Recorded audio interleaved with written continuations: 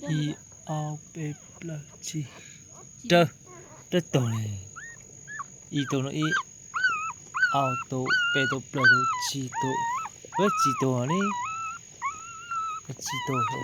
Cái số tiền đó uống được sai thì là không có ồ.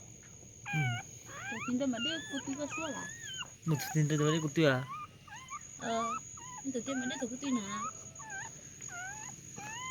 Ya mà đấy cũng tuyệt. Dạ. I ao pe pla chi chi tổ.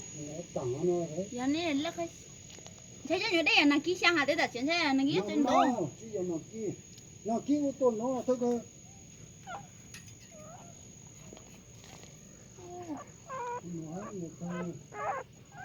Số ba mươi bờ áo bút nông bờ. Chẳng dùng cua là thế. Chẳng bờ áo từ từ. Cái kiểu nó đi chứ nó ký. Nó bao. Chỉ tổ nã. Nó mới đi rồi ra mà sang chân bờ. Thì ra là ta sẽ mà để cháu chế tổ. Chi tổ. Hả? Chỉ tổ nó này. Chi tổ. Chi tổ mà sẽ quất tàng hà là.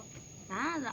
Đây là đêm đầm là này à. Cái tơ cái chiều nào cái sáng này nó đâu phải đâu. Nhiều lắm. Cái chuyện này sang.